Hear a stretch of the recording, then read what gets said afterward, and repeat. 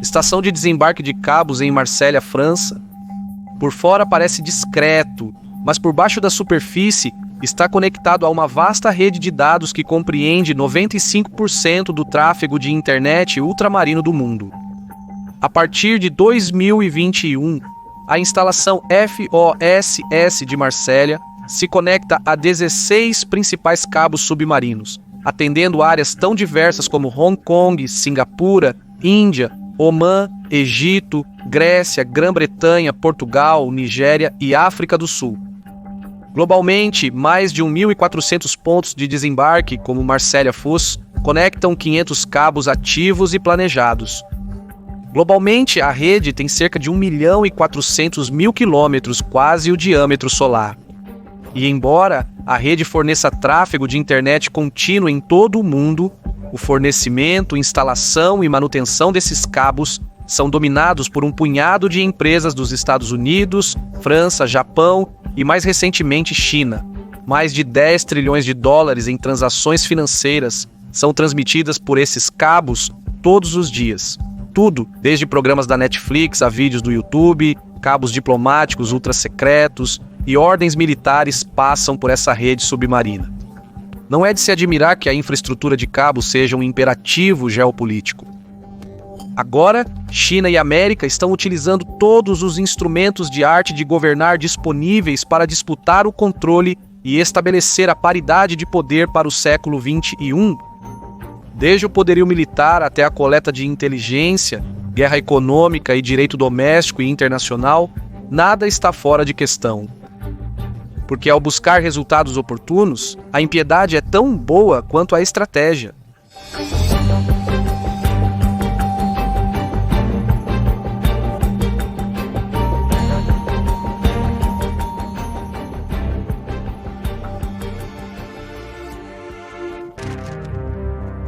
Em junho de 2017, o chefe de inteligência estrangeira da Austrália, Nick Warner, voou para Honiara, Ilhas Salomão. Desde 2003, Canberra ocupava o país sob a justificativa pós-11 de setembro de que era um estado falido que precisava de estabilização. O pessoal de segurança australiano assumiu a polícia e outras funções governamentais cruciais. Warner havia liderado anteriormente essa intervenção e, com a missão da Austrália chegando ao fim, ele agora procurava concluir um último assunto pendente. Ao chegar, Warner se encontrou com o primeiro-ministro de Salomão, Manasseh Sogovari, para discutir um novo cabo de fibra óptica de 4.500 quilômetros conectando Honiara a Sydney. O projeto foi considerado uma iniciativa crucial de desenvolvimento, atraindo inicialmente apoio ocidental, inclusive do Banco de Desenvolvimento Asiático. Mas o plano encontrou um obstáculo quando Sogovari concedeu o contrato a uma empresa chinesa, Huawei Marine, provocando ansiedade em Canberra. O motivo foi que em 2013, os vazamentos de Edward Snowden revelaram que o hardware americano, semelhante ao da Huawei, estava sendo manipulado para transmitir dados de vigilância para a Agência de Segurança Nacional. As agências de inteligência ocidentais temiam que Pequim agisse da mesma forma. Logo após a reunião com Warner, Sogovari foi deposto em uma votação de desconfiança em meio a alegações de corrupção e suborno. Ao retornar como primeiro-ministro em 2019, ele buscou laços de segurança mais estreitos com Pequim. Mas não antes de Rick Hall, ex-funcionário do Banco Mundial e substituto, abandonar a Huawei como contratada, permitindo a intervenção e controle da Austrália. Este incidente, em grande parte esquecido atualmente, foi um dos primeiros disparos em uma guerra sobre a infraestrutura global de dados. Os cabos submarinos fazem o mundo ser o que é hoje, mas sua vulnerabilidade decorre de seu design. Os cabos são surpreendentemente finos, aproximadamente da espessura de uma mangueira de jardim, e vêm em vários designs, componentes e materiais. A anatomia mais básica tem uma camada mais externa feita de fio de plástico de polipropileno para isolamento, seguido por fios de aço trançados para a armadura protetora. Mais para dentro há uma camada de plástico de polietileno para impermeabilização, seguida por mais fios de aço e ainda mais plástico de polietileno. Cerca de meio centro, através do cabo, está um tubo de cobre ou alumínio que protege o cabo de danos e corrosão. Isso é então seguido por uma fita bloqueadora de água que envolve a totalidade do cabo. Por fim, na camada mais interna estão as fibras ópticas finas como cabelos. Elas são separadas e fixadas por um núcleo de fibra de vidro. Enquanto isso, as fibras ópticas enviam sinais de laser para os receptores no outro lado. No entanto, o sinal perde integridade quando utilizado em longas distâncias. Assim, a cada 67 km, um repetidor é instalado para amplificar o sinal. Especialistas afirmam que repetidores podem ser manipulados para vigilância durante fabricação ou manutenção. Alguns alegam que os cabos podem ser facilmente monitorados nos pontos de desembarque costeiro, oferecendo uma fonte valiosa de vigilância para agências de espionagem. Além disso, cabos submarinos são instalados por veículos especializados. Existem cerca de 50 navios em todo o mundo capazes de instalar e manter cabos submarinos. Portanto, o negócio de cabos é de um nicho tremendo. Às vezes, a expertise disponível é tão escassa que os governos recorrem a potências rivais para reparar sua infraestrutura. Isso se aplica tanto a potências médias quanto a gigantes geopolíticos. Engenheiros chineses trabalharam em cabos pertencentes a empresas americanas e vice-versa. Portanto, sempre há algum risco ao terceirizar a manutenção para outros. Dispositivos podem ser instalados para capturar ou corromper dados, transformando o cabo em uma responsabilidade. A conclusão é que cada novo cabo é um jogo geopolítico. Novas conexões reforçam laços de segurança. A exclusão tira um estado do circuito. Para melhor ou pior, é assim que os dados são transmitidos pelo globo e por que os cabos submarinos valem a pena lutar. Os satélites, em contraste, transportam muito menos dados e são muito mais caros para lançar e manter. Apesar da tecnologia poder evoluir, em 2023 os satélites representam uma pequena parcela dos dados intercontinentais e tendem a permanecer assim nas próximas décadas. No entanto, há uma crescente ansiedade sobre a vulnerabilidade dos cabos submarinos, a espionagem e sabotagem, o que está tornando os governos mais protetores de suas águas territoriais. Algumas nações determinam que apenas certas empresas podem instalar e manter cabos submarinos dentro de suas zonas econômicas exclusivas. Mas nem sempre os riscos foram tão altos.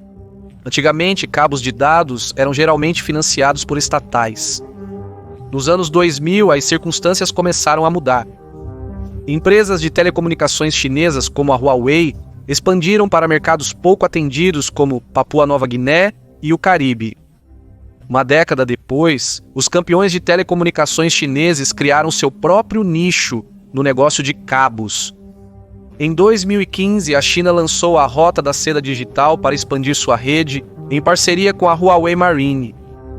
Em apenas 4 anos, ela havia capturado 15% do mercado global. Para a América, isso foi um alerta. A administração Trump intensificou sua retórica contra Pequim. Os cabos submarinos, por sua natureza, apagam a distinção entre público e privado. Isso então torna a indústria um alvo tanto para a segurança nacional quanto para a proteção econômica. Washington não apenas apertou seu controle sobre a rede de cabos, mas também visou garantir que as empresas americanas dominassem o mercado. Isso ocorre porque, uma vez em funcionamento, os operadores de cabo podem cobrar taxas de pedágio vendendo largura de banda ou alugando capacidade para empresas de tecnologia, ISPs e outras, geralmente por várias décadas. Governos conectando-se a países em desenvolvimento também podem abrir novos mercados, aumentando o alcance dos gigantes da tecnologia americana, junto com as capacidades de vigilância do Estado americano. Por essa razão, governo e negócios agem em conjunto. O primeiro, muitas vezes, assume os altos custos iniciais para garantir que os contratos de cabo vão para empresas americanas, não para seus concorrentes. Ao se unir ao governo federal, os gigantes do Vale do Silício entraram no negócio de cabos.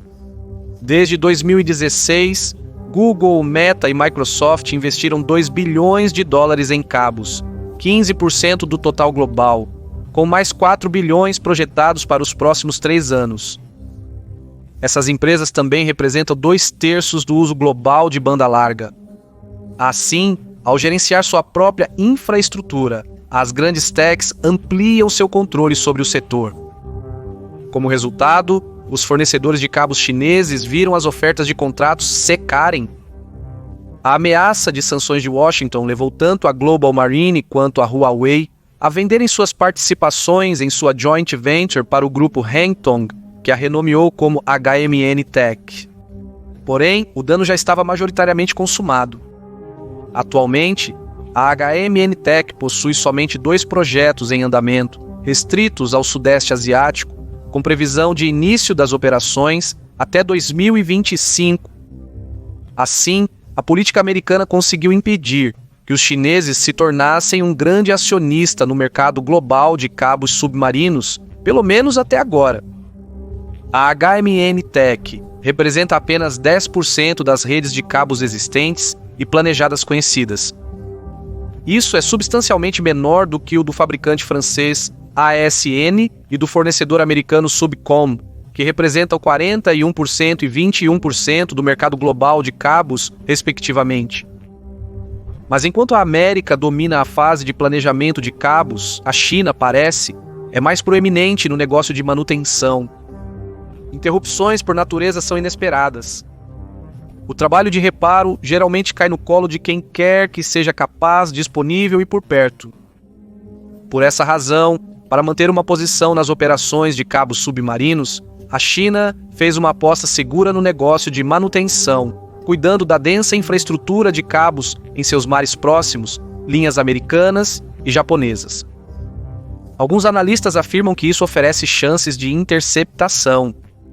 Em 2022, navios chineses repararam cabos operados pela AT&T, Verizon e Microsoft no Mar da China Oriental. Em maio seguinte, a Microsoft alegou, com moderada confiança, que atores apoiados pelo Estado invadiram sua infraestrutura de telecomunicações. Pequim negou vínculo com os hackers. Em parte por esse motivo, Washington procurou manter os novos cabos fisicamente distantes da China. A iniciativa Rede Limpa, fundada em 2020, efetivamente proíbe conexões diretas entre a América e o continente chinês. Os resultados são evidentes. Os cabos submarinos Bifrost e Echo, programados para abrir em 2024, contornam as águas disputadas perto da China. Assim como o cabo Apricot, um projeto de 12 mil quilômetros que se conecta às Filipinas e à Indonésia, com conclusão prevista para 2025. Contudo, no sudoeste do Pacífico, os fatores geopolíticos são ainda mais acentuados. Em 2021, o Banco Mundial abandonou um projeto de cabo que conectava Guam à Micronésia, Kiribati e Nauru, que a chinesa HMN Tech era a favorita para ganhar. Washington basicamente arruinou o projeto.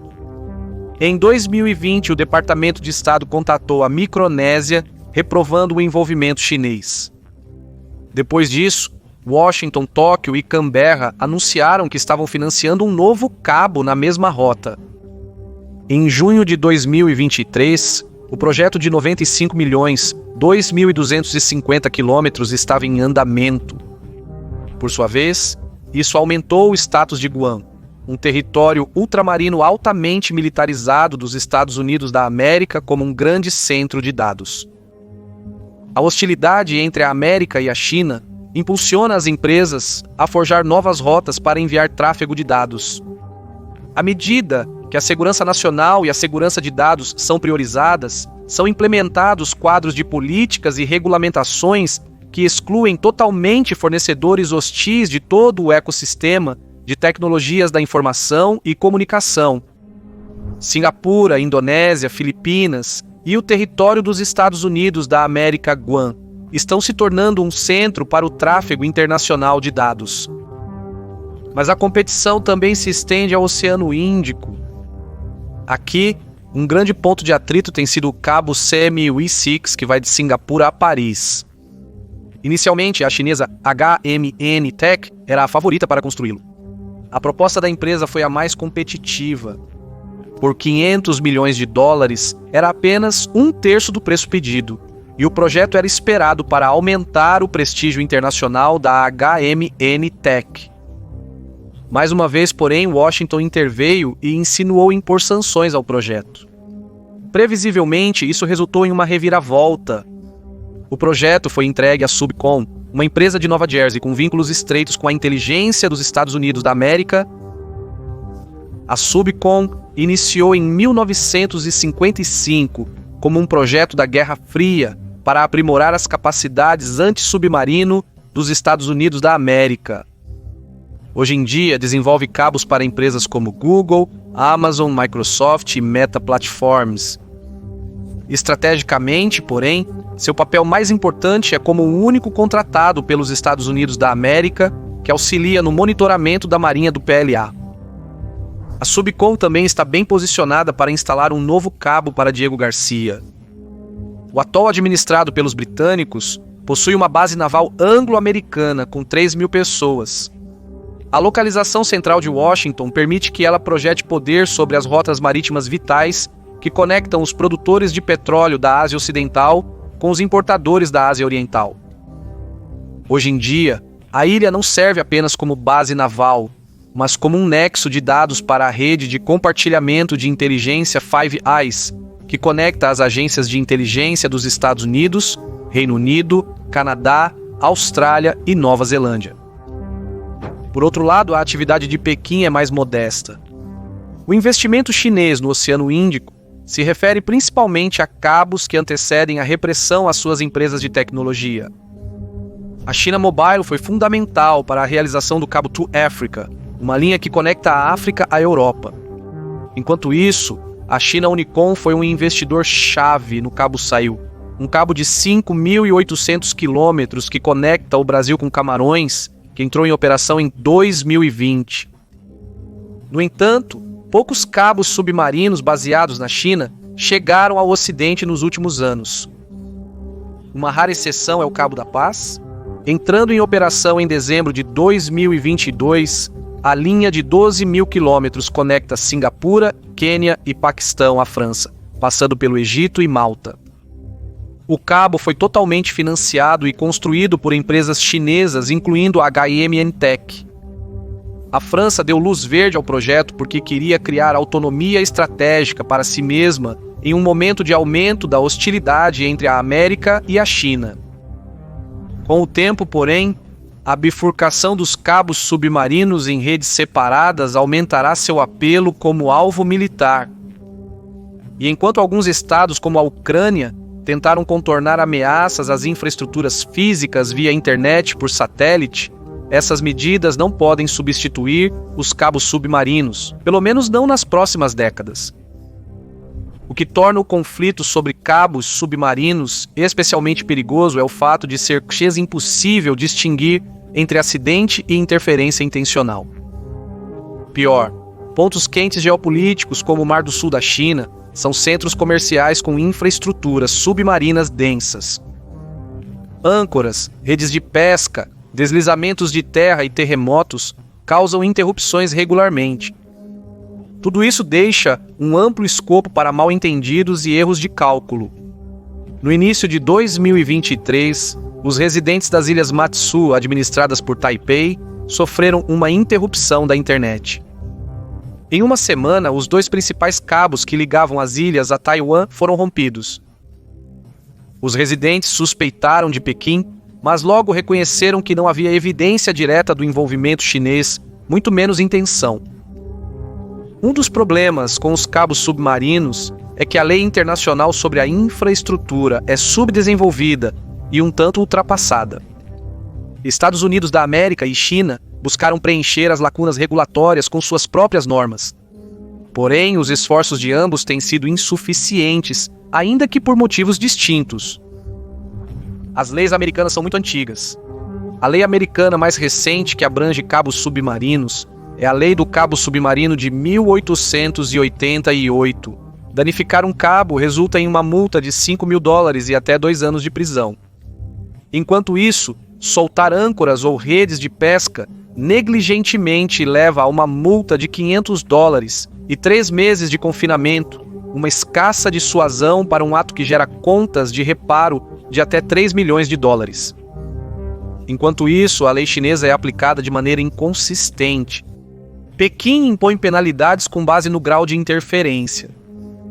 Danos intencionais ou negligentes ao cabo resultam em uma multa de 1.400, mas os operadores também podem ser ordenados a cessar a atividade.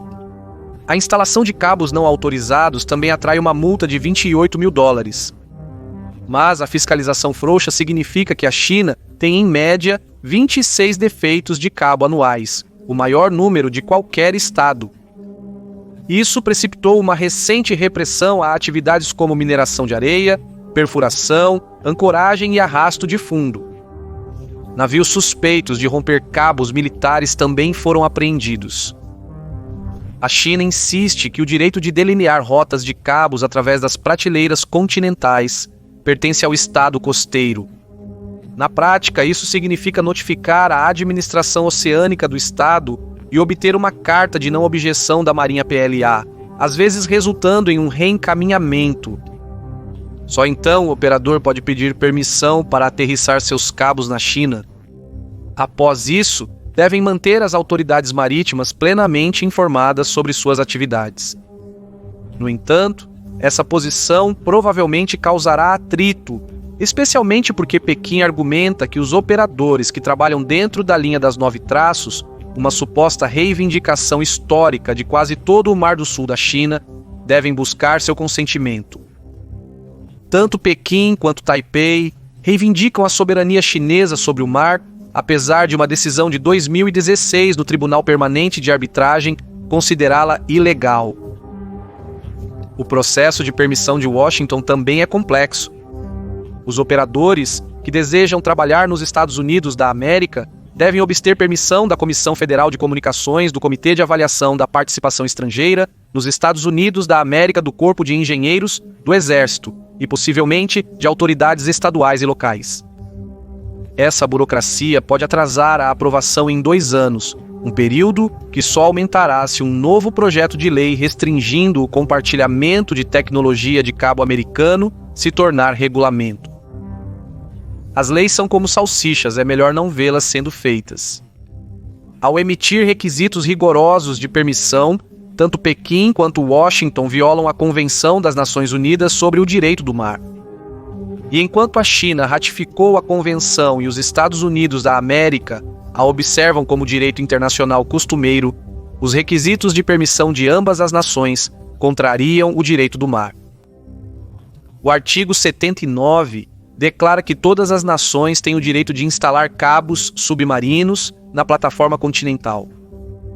O artigo 112 vai ainda mais longe e inclui os altos mares além da plataforma continental. Todavia, há lacunas significativas no quadro jurídico do direito do mar. Cabos submarinos carecem de proteção. A Convenção não criminaliza ataques a cabos em águas internacionais, nem obriga os estados a protegerem cabos em seus mares territoriais. Se essas preocupações não forem abordadas universalmente, cada estado as abordará individualmente. Isso é uma receita para o conflito. Os cabos submarinos são os dutos de informação do mundo e, como tal, estão se tornando uma grande frente na nova Guerra Fria entre a China e a América. Os que são colocados hoje estão consolidando os blocos de poder de amanhã, com implicações para o comércio, política estratégica e direito internacional. Embora o Ocidente mantenha a liderança por enquanto, o crescente prestígio da China e o aumento da cooperação Sul-Sul, através dos Brasil, Rússia, Índia, China e África do Sul e outros fóruns, podem abrir novos eixos de colaboração. Aconteça o que acontecer, promover e proteger projetos de cabos agora é um imperativo geopolítico. Porque enquanto o controle de recursos há muito tempo é um ponto de ignição para a guerra, hoje em dia, o ponto focal do conflito é o recurso mais precioso de todos, a informação.